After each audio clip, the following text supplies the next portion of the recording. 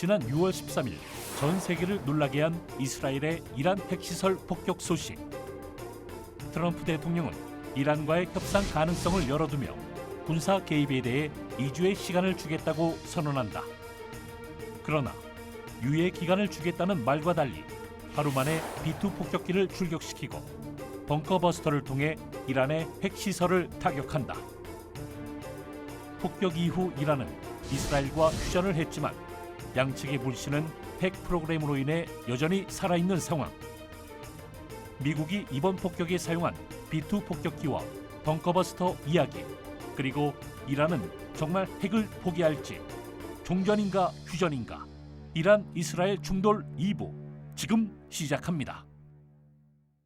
이 이스라엘을 공격하는 데 쓰인 무기 체제는 어떤 것들이 쓰였나요? 예, 진정한 약속 3에 사용된 무기 체계가 이란이 주장하는 것과 또 국제사회에서 주장하는 게 약간 다르긴 합니다. 영국의 국제전략문제연구소라고 있습니다. IISS라는 곳인데요. 그곳에서 이란은 이번 공격에 에미드, 가드르, 하이바르 세컨, 하즈카셈 등의 미사일을 사용했다라고 밝히고 어렵다. 있고요. 네. 그러니까 대부분 보면은 뭐 탄도미사일들이네요. 예, 탄도미사일들이고, 그러니까 지금은 드론은 빼고 미사일만 네. 이야기하고 있고요.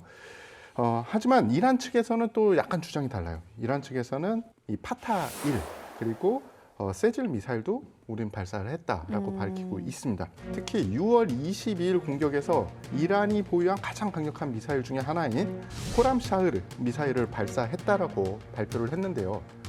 탄도 미사일인데 탄개의 무게가 거의 1.8톤에 달합니다. 그리고 사거리가 약 2,000km. 그리고 최신형인 호람샤흐르 4 같은 경우에는 탄도 중량을 1.5톤으로 살짝 낮춘 반면에 다탄두 탑재가 가능하고요. 자, 그럼 뭐 탄도탄만 있냐? 그건 아닙니다. 순항 미사일도 여러 가지 있는데 약 500여 발을 13일부터 20일까지 투사를 했다고 발표가 되고 있고요. 이스라엘이 이라크 오시라크 원전을 공격하고 또 시리아 원전도 공격했었죠. 그렇죠. 1981년에 오시라크 원전을 공격합니다. 이라크가 당시에 사담 후세인이 핵발전을 하고 싶어 했거든요. 그래서 프랑스의 도움으로 원전을 건설하고 있었어요. 이 건설을 하고 있었을 때 사실은 이란도 굉장히 불편했습니다. 이란도 여기를 정리하고 싶어 했고요. 몇 번 실패를 했어요, 이란은. 근데 그 정보들을 사실은 몰래 이스라엘에게 줍니다. 이란이요? 네. 그리고 이스라엘이 81년에 이 오시라크 원전을 공격을 하는데 실질적으로 도움으로 형태로 되어 있는 거를 파괴를 하거든요. 다행히, 그러니까 사실 때릴 때 걱정을 했답니다. 이게 진짜 잘못하면 방사능이 나가는 게 아니냐. 근데 지금 가동되고 있는 거냐? 예, 근데 다행히 방사능은 나오지 않고 완전 완성 직전이라서요. 예, 성공을 했고, 그리고 2007년에는 이스라엘이 시리아의 알키바르 원전을 공격하는데요.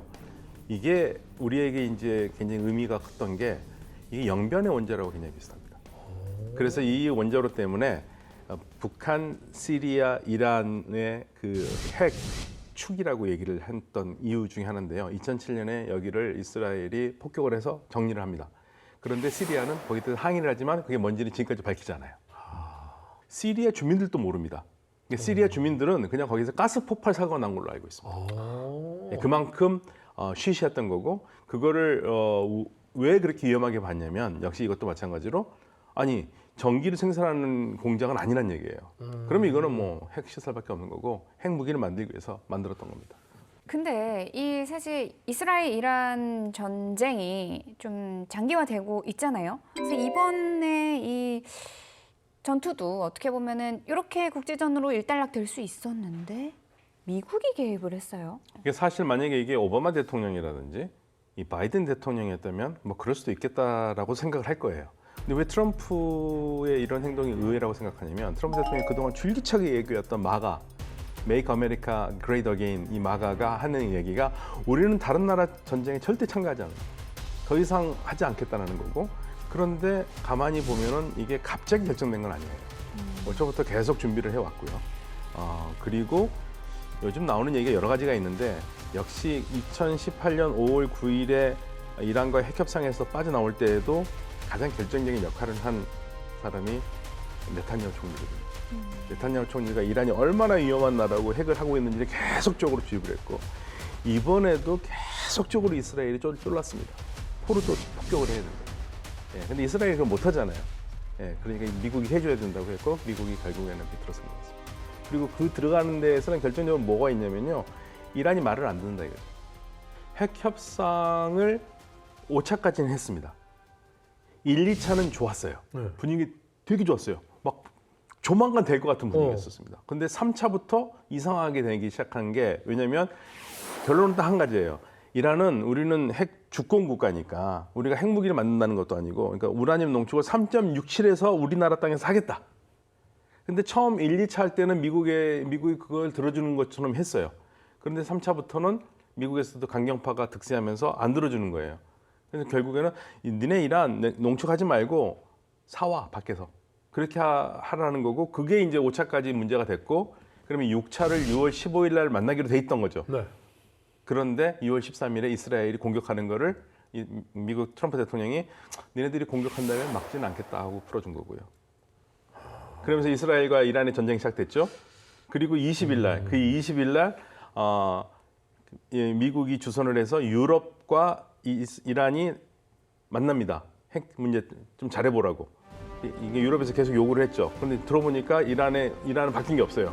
내가 2주 시간을 줬는데 그러니까 트럼프 대통령 그 얘기예요. 2주 시간을 줬다는 얘기는 내가 2주 동안 지켜보고 때린다는 게 아니라 2주 안에 언제든 때릴 수 있다. 아 그런 식이에요? 예.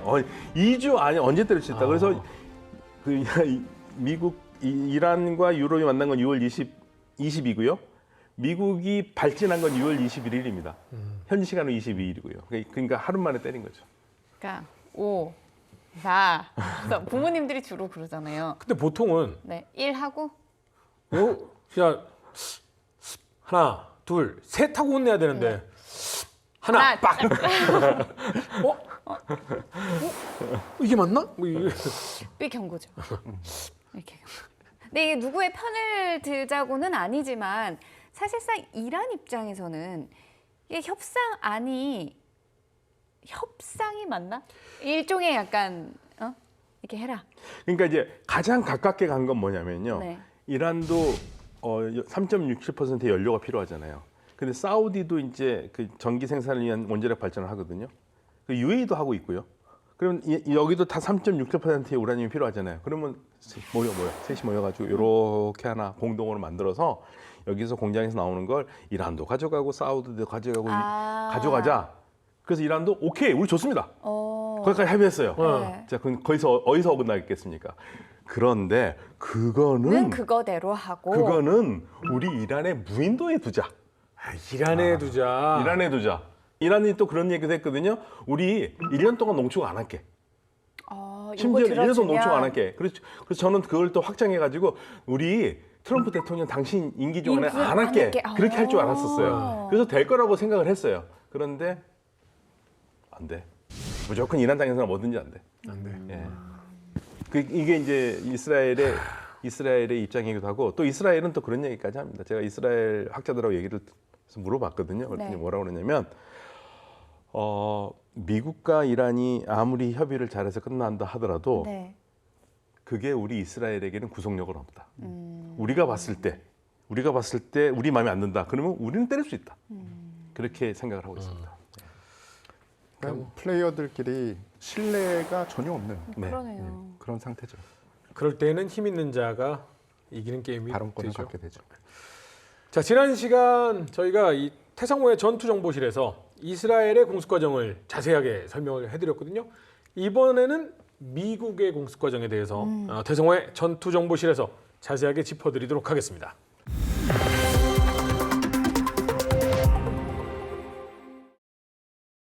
태상호의 전투정보실 첫 번째 키워드는 B2 폭격기입니다.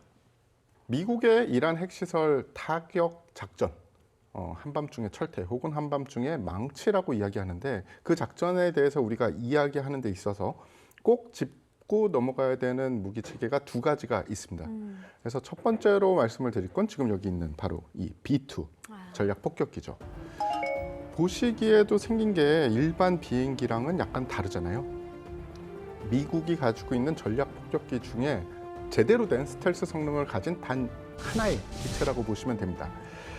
가격 자체가 너무 높기 때문에 그리고 유지비가 너무 많이 들어서 천조국인 미국부터 19대뿐이 운영을 못하는 무기 체계예요. 이번에 이 기체가 동원이 된 이유는 무엇이냐? 이 기체만 운영할 수 있는 무기 체계를 썼기 때문입니다. GBU-57이라는 지금 현존하는 벙커버스터 중에 가장 크고 가장 강력한 무기 체계예요. 이 기체 하부에 보시면은 지금 하부가 잘 안 보이실 텐데 지금 무장창이 닫혀 있는 상태예요. 근데 발사를 할 때 여기는 무장창이 안 보이는. 예, 그러니까 스텔스입니다. 무장이 밖으로 나와 있으면 스텔스성이 떨어져요. 그래서 이건 원래는 이 앞쪽 바퀴도 접혀 있고 그리고 완전히 딱 밀폐가 돼야지 스텔스성이 제일 좋은데 네. 이 기체는 두 발의 GBU-57을 장착을 할 수 있어요. 그래서 무장창이 열리면은 두 발이 투하가 되는 그런 겁니다. 대당 가격이 24억 달러예요. 그래요? 예. 대부분 낮에는 임무를 수행 안 하고 폭격할 때 보면은 대부분 밤에 수행을 해요.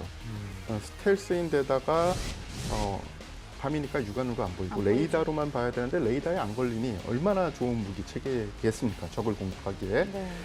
보통 2명의 조종사가 그러니까 임무 조종사가 양옆에 앉아가지고 비행을 합니다. 나눠서 비행을 하는데 중간에 기착을 안 해요. 즉 미국의 미주리주에 있는 기지에서 이륙을 해서 타격하는 곳까지 공중급유만 받으면서 계속 쭉 날아갑니다. 오, 어디까지요? 아프가니스탄을 때릴 때는 44시간 동안 갔고요. 예, 갔다가 돌아왔어요. 한 번도 기착을 안 하고 44시간 동안 날아가서 때리고서 돌아온 게 44시간이고요. 이번에는 37시간에 날아가서 때리고 돌아왔습니다. 아니 급유는 그렇다 쳐. 그럼 조종사들의 이거 어떻게 해요? 생리현상? 게다가 그 생리 영상도 네. 잘 말씀하셨고 그렇게 장시간을 가면 당연히 잠도 좀 자야 되잖아요. 네. 돌아가면서. 그럼 둘이 있으니까. 네. 네. 간이 침대가 있어요. 전자 레인지도 있고요. 그리고 이 사람들이 싸운 간식을 먹을 수 있게 아이스 박스도 있습니다. 크루즈예요? 그런데 문제가 공중급유에 이 붐이 들어가는 곳이 네. 보통 조종석 앞쪽에 있으면 조종사가 이렇게 보면서 딱 접촉을 제대로 할 수 있잖아요. 그런데 여기 보이는 이 윗부분, 네. 윗부분이 공중급유할 때 돕니다. 돌아서 공중급유구가 생겨요.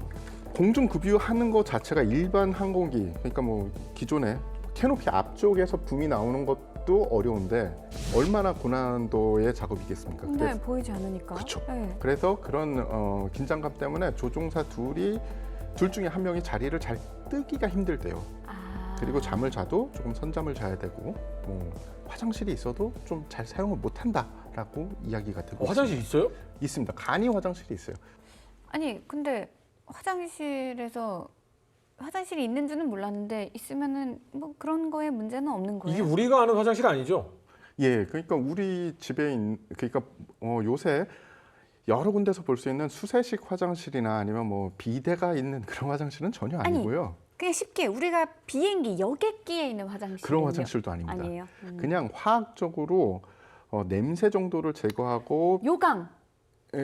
요강인데 이렇게 생각하시면 돼요. 안에 화학물질이 있어서 굳힌다. 그리고 냄새를 안 나가게 처리를 해준다라고 생각하시면 됩니다. 그 어떻게 보면은 고양이 뭐 모래인가요? 약간 그런 오, 느낌. 그 소변 같은 경우에는 오줌 주머니, 그러니까 소변 주머니가 있대요. 네. 소변 주머니 안에 고양이 모래 같은 재질이 있어서 흡수해버리는구나. 네. 거기에다가 처리를 해서 그 소변 주머니를 보고서 우리가 몇 시간 정도 날았구나라는 생각도 하게 된대요. 보통 작전이 어떤 식으로 떨어지냐 하면은 작전하기 전에 이 기체가 작전을 할 거니까 대기해 정도까지의 정보는 주어진대요. 그러면은 항공이, 그러니까 조종사들의 건강을 책임지는 군의관들이 이 사람들이 수면 상태를 체크를 해서 잠을 잘 잘 수 있게 수면제를 투여한다든지 하면서 몸 상태를 최상으로 만들어 놓는답니다. 그리고 작전 나가기 얼마 전, 그러니까 뭐 몇 시간 전 정도에 대통령이 전화가 온대요. 그대로 작전 명령이 어디니까 어디를 타격하라. 예, 그래서 보통 조종사들은 기체 이륙 직전에 우리가 어디를 때리는구나를 알 수 있게 된답니다. 게다가 이 조종사들이 아무리 훈련을 받아도 그리고 항공이들이 잘 관리를 해줘도 졸리는 현상은 일어날 수 있잖아요. 그렇죠. 그래서 한때는 지금도 그러는지는 모르겠어요. 그런데 증언에 의하면 한때는 고필이라고 불리는 암페타민 성분의 약을 뭐 투여받기도 했대요. 그러니까 뭐 합법적으로. 각성이 돼서 이제 잠이 오지 않게. 그렇죠. 그래서 그런 것도 먹고 또 개개인적으로 자신이 잠도 깨고 주의 집중을 할 수 있는 해바라기 씨, 나무 껌 이런 것들을 사가지고 기내에 가지고 들어갔다라는 증언도 많이 나오고 있습니다. 자, 그렇게 해서 작전을 무사히 끝나고 돌아오면 끝이냐? 그게 아닙니다. 예. 고공에서 작전을 하기 때문에 또 1시간 가량의 감압을 해야 된대요. 그리고 심리학자들이 심리 분석도 해야 된대요. 우와. 철저하게 이걸 해주네요. 그렇죠. 예. 네. 뭐 미국이 가진 가장 중요한 전략 자산 중에 하나니까 그렇죠. 자산을 운영하는 인원에 대해서도 충분히 배려가 있겠죠. 자, B2에 이어서 두 번째 핵심 키워드 토마호크 미사일입니다. 형 굉장히 오래된 미사일이죠? 그렇죠. 게다가 뭐 영화에도 많이 나왔고 토마호크 미사일 하면은 대부분 다 아시는 무기체계인데 이번 작전에는 토마호크뿐만이 아니라 여러 가지 무기 체계가 같이 사용이 됐다라고 보면 됩니다. 그래서 미군의 작전 목표가 뭔지부터 알아볼게요. 한밤중의 철퇴 작전에서 미군의 작전 목표는 이스라엘군이 파괴하지 못했던 이란의 핵시설에 대한 재공격 및 완전 파괴가 네. 목표였고요. 또 하나는 만약에 이란 공군에서 요격을 해온다든지 아니면 지상에서 대공 미사일을 쏘면 그것들은 다 파괴시키겠다라는 게 작전 목표였어요. 6월 21일 자정경에 미조리주 와인먼 비지에서 7대의 B2가 발진을 합니다. 그런데 비슷한 시간에 2대의 B2는 다른 방향으로 날아갔어요. 어디 가죠? 태평양으로 날아갔습니다. 그 2대가 먼저 태평양 쪽으로 날아갔어요. 그래서 사람들의 이목을 그쪽으로 집중을 시켜요. 태평양 쪽인가? 그런데 1시간 뒤 정도 혹은 시간은 조금 다를 수 있는데 7대의 진짜 임무를 맡은 B2 폭격기가 대서양 쪽으로 날아갑니다.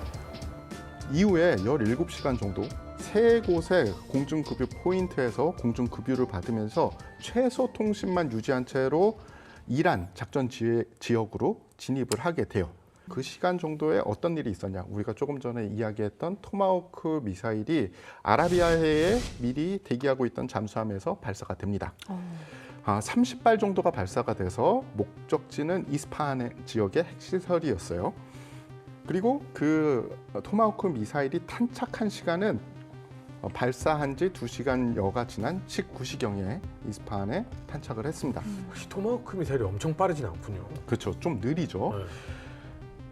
엄청나게 복잡한 작전이었던 게 또 같은 시간에 전자전을 담당했던 EA-18G 그라울러 전투기와 F-22 공중 우세를 담당했던 F-22 그리고 호위를 담당했던 F-35A 대공망 제압을 담당했던 F-16CJ 미끼 임무를 담당했던 F-15E가 B2 폭격기 편대군과 이란 인접 지역에서 합류를 합니다. 요르단, 카타르 그리고 칼 빈슨 항공모함에 있던 전력들이 이 작전을 위해서 일시에 한 곳에서 딱 만났다고 보시면 됩니다. 토마호크 순항 미사일이 이스파한의 표적을 타격한 시간이 19시고요. 그리고 그 무렵 정도에 6대의 B2기가 포르도 상공에 도착을 합니다. 그래서 2개의 환풍기에 대해서 각 6발씩 총 12발의 GBU-57을 환풍구에 투하하는 데 성공을 해요. 그리고 미군이 발표한 바에 따르면 폭격을 하는 데 있어서 그 어떤 이란군의 대응은 없었대요. 요격기 한 대 떠오르지 않았고 요격 미사일 한 발도 발사되지 않았다. 그런데 그 이유는 이 작전 전에 벌써 이스라엘 공군이 방공망 제압을 많이 해놨고 그리고 이란군에서 생각하기에도 자신들이 이 작전에 대응해봤자 어차피 좋은 결과는 안 나올 것이다라는 게 있었을 거예요. 그래서 B2 폭격기들은 폭격을 다 무사히 마치고 왔던 길로 다시 되돌아갑니다. 이번에는 공중급유를 올 때는 3번 받았는데 4번 받고 갔다는 이야기가 있어요. 속도를 냈다라는 것과 비슷하다고 보시면 되죠. 그래서 이번 폭격이 B2가 동원된 최대 작전이자 역사상 2번째로 먼 거리를 폭격한 기록으로 남게 됩니다. 자, 마지막 키워드 벙커버스터입니다. 이 미국이 개입을 하고 나서 가장 많이 우리가 보게 된 사진이 있죠. 저 위성 사진. 네, 저렇게 폭탄들이 이란의 핵시설을 타격했다는 위성 사진들이 굉장히 많이 전달이 됐어요. 예, 그래서 많은 사람들이 그 얘기를 했죠. 아니 이스라엘이 그냥 포격하면 되는데 굳이 미국을 끌어들이는 이유가 뭐야? 정치적인 건가? 라고 이야기를 했는데 사실 이스라엘 군이 가지고 있는 관통 무기로 지금 우리가 얘기하는 포르도의 시설을 완벽하게 파괴할 수 있는 건 없어요. 그래서 그 시설을 제대로 타격할 수 있는 무기 체계는 미국이 가지고 있는 지금 우리가 얘기하는 GBU-57 벙커버스터 하나뿐입니다. 무게가 14톤이 넘고요. 길이가 6m예요. 성인 남자 3명이 서 있는 거랑 똑같죠. 유도 자체가 GPS는 물론이고 관성 항법으로도 유도가 되기 때문에 항재밍 능력도 뛰어납니다. 즉 그 폭탄을 정밀하게 유도 못하게 위성을 못 쓰게 만들어도 위성 위치 시스템을 못 쓰게 만들어도 정밀하게 타격을 할 수 있다는 거예요. 외부 자체는 강력한 합금 소재고요. 내부에는 고성능 폭약이 있습니다. 들어가 있고요. 기폭 장치가 후방에 있어요. 재원상으로는 지표면 60m로 관통해서 지하에서 폭발을 하게 되어 있습니다. 그러니까 빵! 폭탄이 딱 닿다고 빵 터지는 게 아니라 지면과 닿으면 쭉 뚫고 들어가서 60m 정도에서 뻥 터진다고 보면 되고요. 그러면 이 폭탄이 어느 정도 위력이냐가 또 중요하잖아요. 네. 이란의 핵시설은 일반 콘크리트로 건축을 하지 않았습니다. 구형 시설은 일반 콘크리트가 일부 있으나 신형 시설 같은 경우에는 UHPC라는 고강도 콘크리트로 돼 있기 때문에 일반 콘크리트에 비해서 강도가 6배예요. 게다가 GBU-57이 이번에 처음으로 실전에 사용이 됐잖아요. 그래서 폭격받은 부분은 확실하게 피해를 입었을 거고 군사 전문가들이나 군비 통제 전문가들은 이런 이야기를 합니다. 미국 정부와 트럼프 대통령의 발표처럼 완전하게 파괴됐다고 우리가 이야기하기는 힘들지만 어느 정도 타격은 분명히 입었을 것이다 라고 이야기합니다.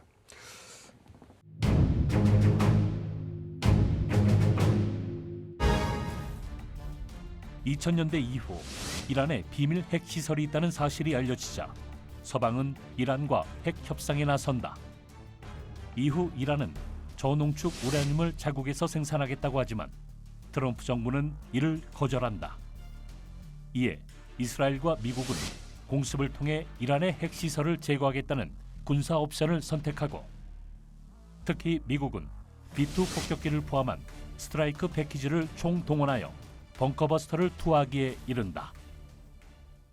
이스라엘이 뭐 워낙 군수의 강국이기도 하지만 이거 한국의 현무5 수입해서 사용했으면은 아마 뭐 훨씬 더 좋은 결과가 있을 것이다. 뭐 이렇게 얘기하는 사실 밀리터리 매니아 분들도 계시거든요. 맞아요.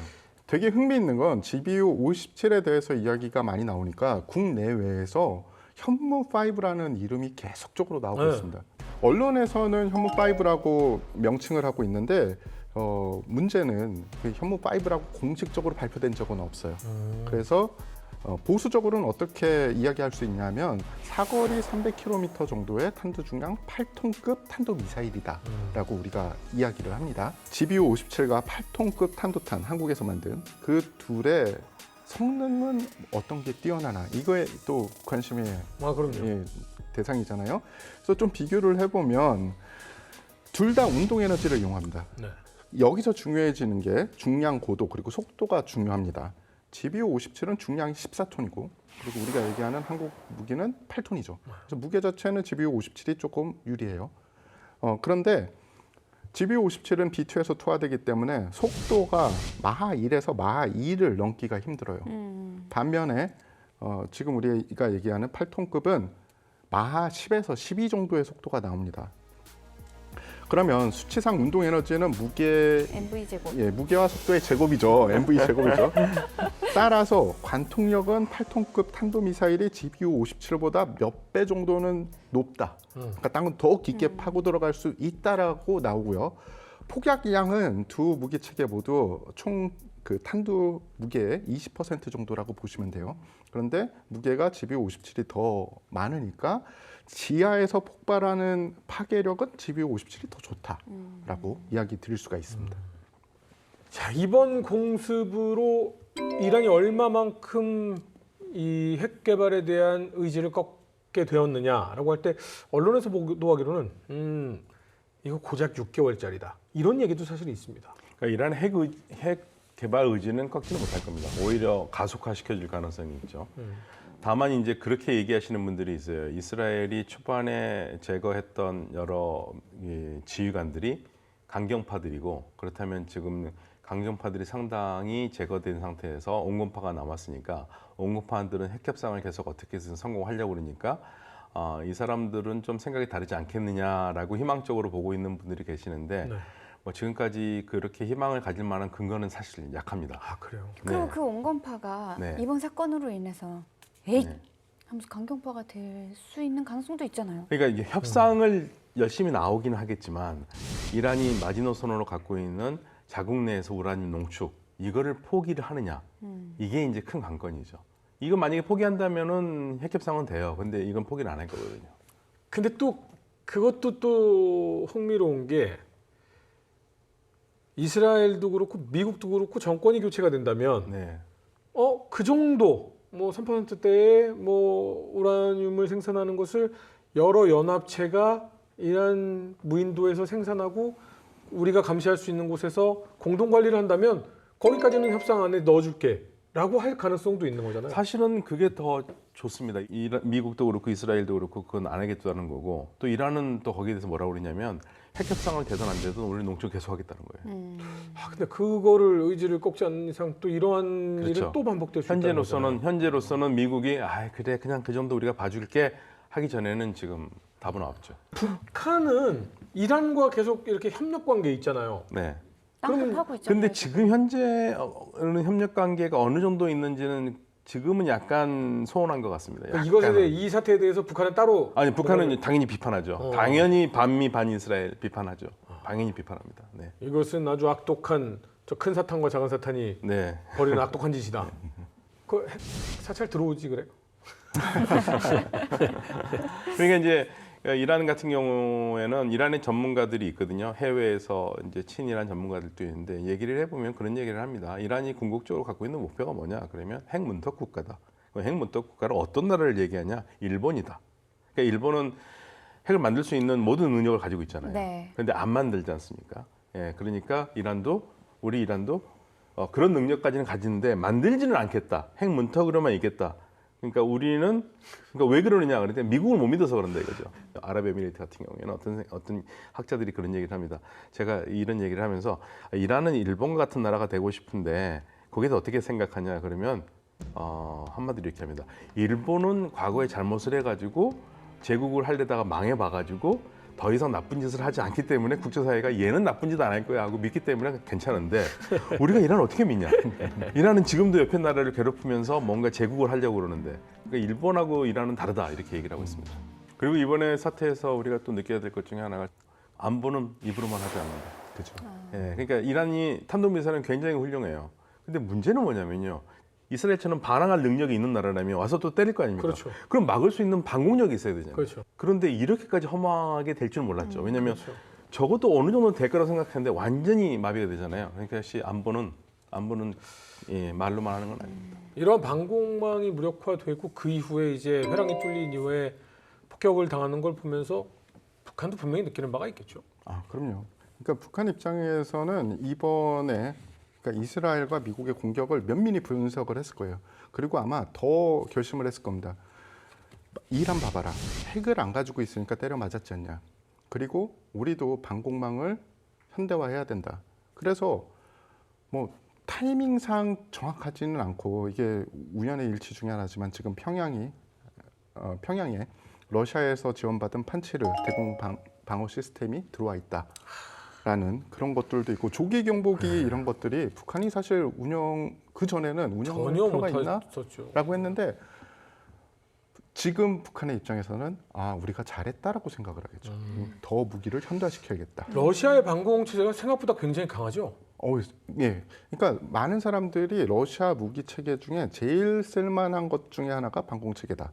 특히 뭐 S-400 같은 경우 네. 그리고 판치르 이런 것들은 참 쓸만하다라고 이야기합니다. 그래서 사실은 이제 러시아 우크라이나 전쟁 이후에 가장 걱정이 되는 부분들이 이제 그런 것들이 아닌가라는 생각도 좀 듭니다. 근데 사실 그 이란 같은 경우도 북한 같은 경우에도 가장 교훈을 많이 얻은 나라가 리비아입니다. 그러니까 리비아처럼 핵을 포기를 하니까 리비아가 어떻게 됐느냐 이거예요, 가자비가. 사실 북한도 거기에 깜짝 놀래가지고 리비아 모델로 안 가겠다는 거였거든요. 이란이 계속 얘기하는 게 지금 이스라엘이 얘기하는 게 리비아 모델이거든요. 이란. 리비아처럼 하면은 해라 이거죠. 모든 프로그램을 다 포기하라 이거죠. 그런데 리비아가 만약에 모든 프로그램을 포기해가지고 지금 괜찮게 살아남았으면 그걸 따를 텐데 리비아라는 까다피는 끝났잖아요. 그러니까 다 두려워서 리비아 모델의 교훈을 삼아서 안 하는 거예요. 요 얘기는 넘어가고요. 요 이후에는 사실은 이제 전 세계가 좀 뭐지 이 상황은? 라고 할 정도로 체면칠의 보복과 더불어서 평화가 온 거야? 뭐 이런 느낌이에요, 사실은. 아유, 평화로 오진 않았습니다. 평화로 오지 않은 게 그러니까 이 12일 만에 휴전을 했지만 사실은 휴전도요. 하고 싶어서 한 휴전이 아니고 트럼프 대통령이 휴전 이렇게 해서 휴전 이렇게 한 거거든요. 그러니까 저희가 이게 예능 방송에서 보면 네. 서로 한 대씩 때리고 참기 뭐 이런 거 했는데 네. 먼저 때리고 이제 그만. 예. 니들 둘 조용히 이렇게 한 거거든요. 나는 뭐 예. 감사해. 감사하다고까지. 예. 둘이 조용히 하라고 그랬는데 이스라엘 주장에 따르면 이란은 안 그랬다고 그래요. 근데 이란 쪽에서 휴전 협정을 어겼다. 3시간 만에. 그래서 우리는 참을 수가 없어서 네타냐후 총리가 보복을 하겠다. 그러면서 어마어마한 쉬운 2대의 비행 제트기를 날려가지고 테헤란 상공으로 갑니다. 그런데 누가 막았겠습니까? 트럼프 대통령이 뭐 하니? 그만. 예. 지금 뭐 하는 거냐? 그래가지고 무궁화꽃이 피었습니다. 그래서 이 트럼프 대통령이 자기가 직접 얘기합니다. 네타냐후 총리에 전화를 해가지고 뭐 하냐고 그래가지고 아마 육두문자를 했던 것 같아요. 그 비행기 돌렸어요. 예, 비행기. 근데 폭탄은 떨어뜨려야 되니까 폭탄은 사람 안 다친 데도 떨어뜨려 놓고 다시 쉬운 2대가 돌아왔다는 거예요. 근데 이제 이 과정이 오면서 사실은 미국도 미리 고지를 해줬지만 이란도 고지를 했던 우리도 보복은 해야 될 거 아닙니까? 라고 했던 게 이제 카타르의 공격이었죠. 맞아요. 그러니까 이란도 미국한테 공격을 받았으면 주권 국가니까 뭔가 해야지 국민들한테 면이 살잖아요. 근데 미국한테 공격받았으니까 미국한테 뭐를 해야죠. 어디를 공격하지? 이게 첫 번째입니다. 미군기가 발진한 곳, 칼빈슨 항공모함 전대가 하나 있을 거고, 그리고 UAE가 있고, 카타르가 있고, 요르단이 있습니다. 그 중에서 골랐겠죠. 딱 들어도 제일 만만한 국가가 하나 느껴지네요. 네. 그래서 뭐 종교 때문에 그런 거 아닌가라고 했는데 사실은 요르단하고 카타르 모두 다 순위파입니다. 그래서 종교 때문은 아니고 그래도 좀 말이 통하는 대상을 선정해서 미리 알렸습니다. 카타르 외교부에 우리가 며칠 언제 몇 발을 쏠 거다. 그러니까 이 정보를 미국도 좀 알게 뭐 내가 알렸다는 얘기를 하지 말고 어떻게 해봐. 뭐 이런 식으로 한 것 같아요. 나의 미사일을 적에게 알려라. 예. 그래서 그 모든 정보가 들어갔고 심지어 미군이 부대를 깨끗이 비웠습니다. 그리고 대신에 요격할 수 있는 패트리엇 포대 두 개 포대만 남겨놓고 요격을 했는데 트럼프 대통령이 정확히 얘기했죠. 14발이 총 날라왔는데 한 발은 아예 다른 곳으로 향했기 때문에 요격하지 않았고 13발은 성공적으로 요격했고 그리고 한 발은 기능 고장이 난 것 같다. 이런 식으로 얘기를 했고요. 왜 14발일까라는 이야기가 나왔는데 왜 그러냐 하면은 B2 폭격기 7대가 투하한 GBU 57이 총 14발이기 때문에 그 수에 맞췄다. 그래서 약속 대련 혹은 뭐 이게 주고받기다라고 이야기를 합니다. 그리고 저희 이번 전쟁에서 가장 많은 걱정을 한 게 사실은 호르무즈 해협 봉쇄도 있었어요. 그러니까 안 될 거라고 예상하시는 분들이 많긴 했는데 이걸 봉쇄하면은 대한민국에도 굉장히 큰 경제적 타격이 올 수도 있다. 뭐 이런 얘기가 있었거든요. 그러니까 우리가 하루에 쓰는 석유가 270만 배럴 정도 되거든요. 그러니까 그 중에서 70%가 중동에서 옵니다. 예. 그런데 중동에서 오는 석유의 99%가 호르무즈 해협을 통해서 와요. 거기 막히면 큰일 납니다. 그러니까 우리만 큰일 나는 게 아니고요. 중국도 큰일 나고 일본도 큰일 나고 전 세계가 다 난리가 납니다. 네. 막으면 안 되죠. 네. 예. 그런데 거기를 저는 처음부터 막지 않을 거라고 생각을 했어요. 그 막는 거는 정말 그거는 마지막 상황입니다. 그러니까 이란이 완전히 나라가 망하느냐 마느냐 했을 때는 막을 거예요. 그러나 막을 수는 없어요. 왜냐하면 이거 그런지 않은 상황에서 막으면 이란은 더 많은 적을 맞아야 돼요. 그렇기도 하고 이란도 그렇게 되면은 더 이상 벌이가 그렇죠. 없어지는 거 아닌가요? 석유를 팔 수가 없어요. 네. 그러니까 이란이 막으면은 자기네들도 그 통에서 나가야 되는 모든 나라를 다 원수로 만들기 때문에 그래서 이건 최후의 수단이었습니다. 그래서 군사적으로 보면은 이게 가능한가? 이란이 가지고 있는 군사적인 카드로 호르무즈를 봉쇄할 수 있을까라는 이야기가 나왔어요. 문제가 되는 건 뭐냐면은 기뢰를 설치하면은 그때부터는 정말 머리가 아파집니다. 그렇죠. 기뢰는 스마트하게 보고서 내가 원하는 대상만 타격하는 무기 체계가 아니에요. 대부분의 기뢰는. 그래서 실제로 그 해역에서 사건이 난 적이 있어요. 1988년에 그때 당시에 한참 이란하고 이라크 전쟁이 벌어지고 있을 때인데 미 해군의 패리급 구축함 USS 사무엘 B 로버츠함이 기뢰에 접촉을 합니다. 기뢰에 접촉해서 파공이 5m 이상 뚫리고 거의 침몰하기 직전까지 갔어요. 그렇기 때문에 기뢰를 이들이 설치하면은 잠시 막는 게 아니라 소외 작업을 해야 돼요. 그렇죠. 네, 미 국방정보국에서 파악한 정보에 의하면 이란이 현재 보유하고 있는 기뢰 수가 5,000기 이상입니다. 그래서 5,000개의 반만 깔아도 2,500개인데 이 2,000개 이상의 기뢰를 소외 작업한다는 거 천문학적인 비용이 드는 거죠. 그렇죠. 근데 천문학적인 비용이 문제가 아니라 이란이 만약에 호르무즈협에 기뢰를 깔아서 불특정 다수의 상업용 선박까지도 피해를 입는다면 전 세계를 적으로 돌리게 되는 거죠. 그렇죠. 일단 이란하고 어떻게 보면 지금 제일 관계가 좋은 국가 중에 하나인 중국도 화가 날 거예요. 네, 이번 시간 저희는 이제 미국과 이스라엘에 의해 펼쳐진 이란 핵시설 폭격 작전에 관해서 자세하게 이야기를 나눠봤습니다. 비록 지금 우리나라에서 먼 곳에서 이루어졌지만 결코 이 이야기가 남의 이야기 같지 않다는 느낌을 확 받았습니다. 이번 시간을 통해서 우리가 얻을 수 있는 메시지 어떤 게 있을까요? 예, 우리 허준 선생님께서 말씀하신 대로 자주국방 필요하죠. 예, 자주국방 정말 필요합니다. 제가 그 66년생인데 그때 제가 요즘 통계를 보니까 66년에 우리나라의 GDP가 133달러였습니다. 네, 근데 지금 3만 달러가 넘었잖아요. 네. 예. 그런데 지금도 생각해봐서 정말 우리가 잘한 게 자주국방을 정말 잘했어요. 오늘날 우리가 지금 중동에서 뭐 K국방 하면서 여러 가지 얘기를 하는 게 우리가 수출하려고 무기 만든 건 아니거든요. 네. 우리가 힘들어서 우리 지키려고 만들다 보는데 지금 시대가 맞아서 지금 우리가 파는 거죠. 네. 그러니까 자주국방 정말 필요하고요. 지금 중동 국가들이 전부 다 우리가 70년대에 했던 자주국방을 다 하려고 합니다. 그동안에는 미국에 다 의존했었거든요. 근데 미국이 더 이상 도와주지 않는다는 걸 알기 때문에 자주국방을 하려고 하고 있습니다. 그래서 이번에도 이란의 그 전쟁 준비 태세라든지 이런 거 보면 역시 철저하게 준비하지 않으면 안 된다. 예, 그런 걸 우리가 뼈저리게 느꼈습니다. 자주국방엔 K방산. 저는 이런 생각을 해봤어요. 우리가 전 세계에서 탐내하는 그리고 제일 잘 만들었다는 무기 체계 지금 만들고 있죠. 그런 무기를 우리 군이 쓰는데 과연 우리가 운영하는 사람들에 대한 보안은 어느 정도 하고 있느냐. 우리가 아무리 최신기, 스텔스기, 최고의 전차, 최고의 시설을 가지고 있어도 운영하는 사람들에 대한 보안이 깨져서 이번에 이란처럼 그들이 무력화되면 이 서 있는 것들은 그냥 고철 덩어리입니다. 그래서 우리가 그 전까지 만약에 신경을 안 썼다면 지금 그 사람들에 대한 인원 보안을 함과 동시에 대우도 잘해줘야 된다. 그럼요. 결국 무기 체계 돌리는 건 아직까지 사람입니다. 아무리 AI 이야기해도 사람입니다. 그리고 자주국방의 제일 중요한 키워드 중에 하나는 사람이죠. 그렇죠.